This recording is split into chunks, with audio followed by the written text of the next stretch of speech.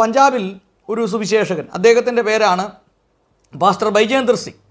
Pastor ബൈജേന്ദർ Singh 17 വയസ്സുള്ള അല്ലെങ്കിൽ പ്രായപൂർത്തിയാകാത്ത ഒരു പെൺകുട്ടിയെ പീഡിപ്പിച്ചതുമായി ബന്ധപ്പെട്ട്, ബലാത്കാരമായി പീഡിപ്പിച്ചതുമായി ബന്ധപ്പെട്ട് അദ്ദേഹത്തെ മൊഹാലി കോടതി പോലീസ് അറസ്റ്റ് ചെയ്യുകയും മൊഹാലി കോടതി അദ്ദേഹത്തിന് ജീവപര്യന്തം തടവ് ശിക്ഷയ്ക്കും വിധിച്ചിരിക്കുകയാണ്.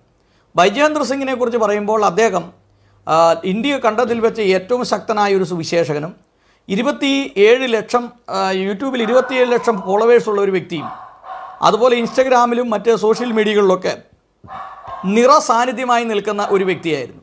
മരിച്ചവരെ ഉയർപ്പിക്കുക, രോഗികളെ സൗഖ്യമാക്കുക, വികലാംഗരെ സൗഖ്യമാക്കുക, ക്യാൻസർ രോഗികൾക്ക് സൗഖ്യം കൊടുക്കുക, ഇങ്ങനെയുള്ള പല കാര്യങ്ങളുമായി ബന്ധപ്പെട്ട് അദ്ദേഹം നിന്നിരുന്ന വ്യക്തി.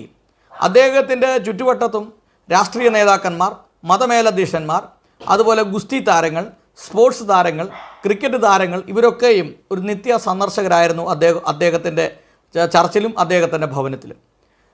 നേപ്പാളിൽ അദ്ദേഹം നടത്തിയ മീറ്റിങ്ങിൽ ഏതാണ്ട് 5 ലക്ഷത്തോളം ആളുകളാണ് പങ്കെടുത്തത്.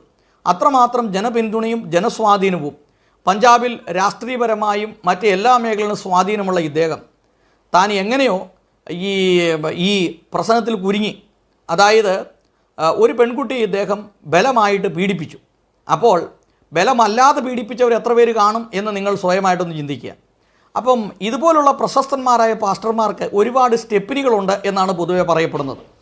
അപ്പോൾ എത്ര ലൈംഗികതയുടെ ആസ്വാദനം ഉണ്ടായാലും തൃപ്തി വരാത്ത ആളുകൾ ഇപ്പോഴും ഉണ്ട്. അപ്പോൾ ഈ പാസ്റ്ററുടെ സ്ഥിരം പരിപാടി ഇതായിരുന്നു. ഇതിങ്ങനെ